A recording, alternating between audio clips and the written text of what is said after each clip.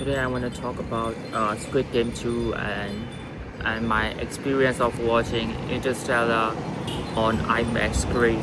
So I want to talk about Squid Game Season 2. Last week I finished it and I think it was fun, not as bad as people were saying online. And but I think like it's not as good as Season 1, 2.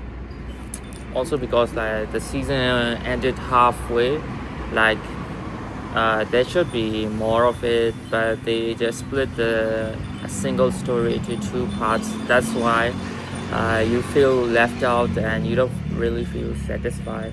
7 episodes in this season, and I think there were more in the first season. 9 episodes, I guess.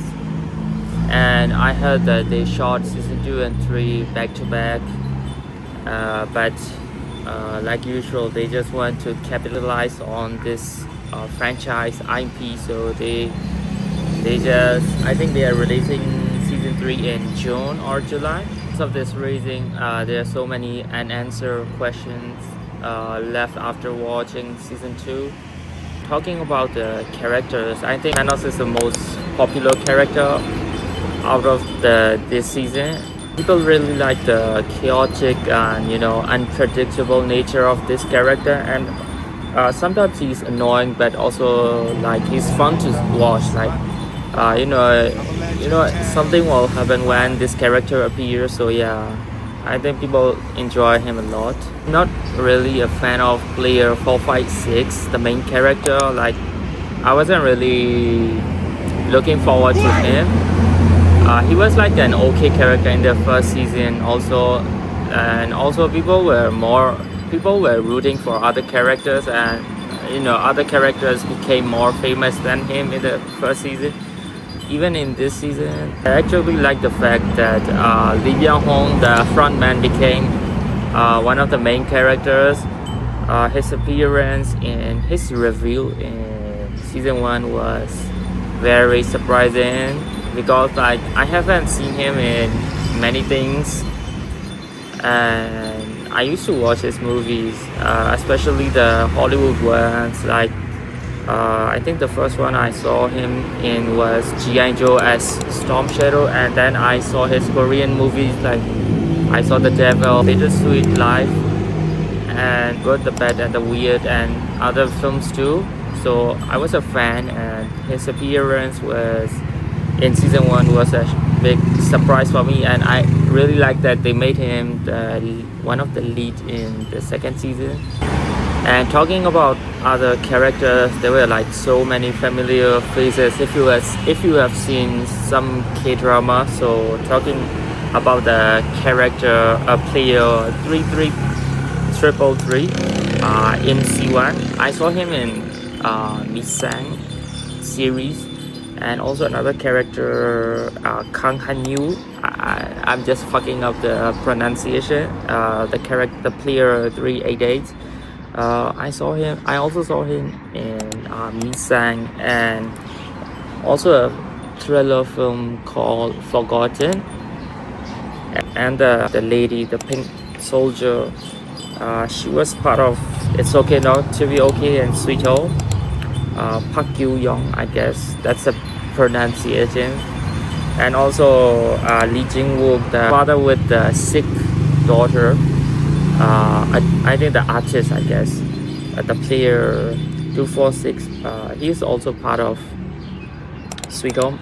I've only watched the first season of Sweet Home because I didn't really like the first season. So I didn't continue the series, but I read the manhwa after that. And then the player 1220, who played the transgender character in this Squid Game, he was one of the main antagonists in The Glory. It was also a very famous K-drama, and that one also released as a 2-part series. And I really like the fact that they introduced the voting system to kind of like showcase the human psychology, animalistic in nature of humans in a very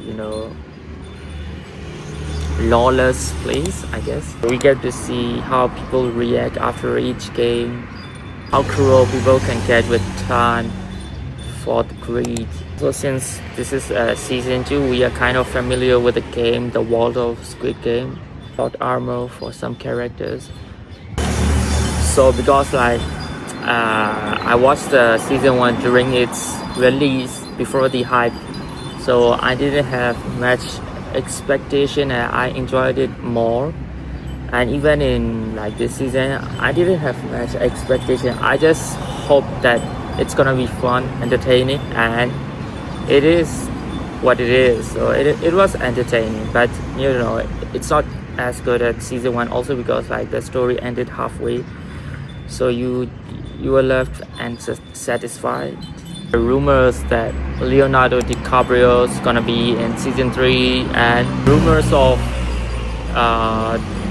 Netflix building universe of Squid Game, like they are making Squid Game USA, and then a prequel to this Squid Game and many more. They're kind of building a universe, you know, milking this IP. Looking forward for its next season. If you enjoy Squid Game, you should also check out Alice in Borderland or Battle Royale. Both of them are Japanese series and movies. So talking about Interstellar, it was released in 2014, I guess. So it's been 10 years.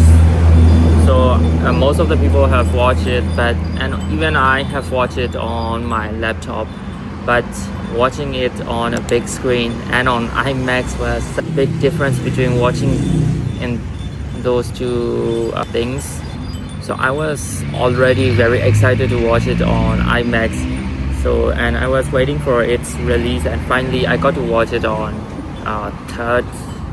2nd January. And I couldn't buy a ticket for it on CM Paragon, so I had to watch it at Icon CM.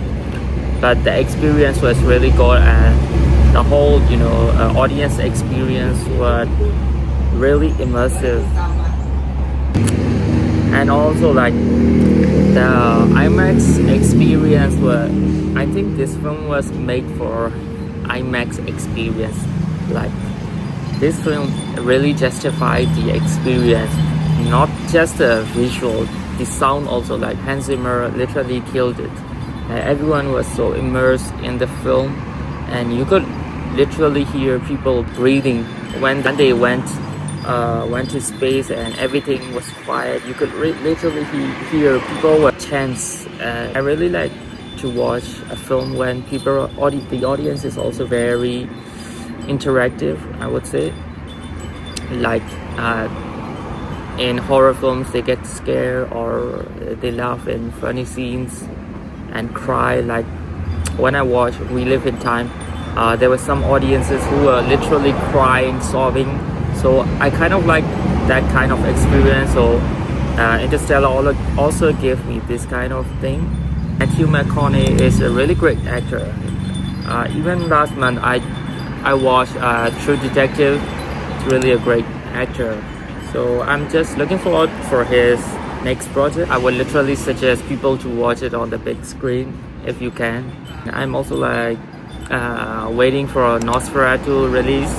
It's releasing here on 20 February. So I have to wait like a month. And I might be watching Wolfman next week. So that's all.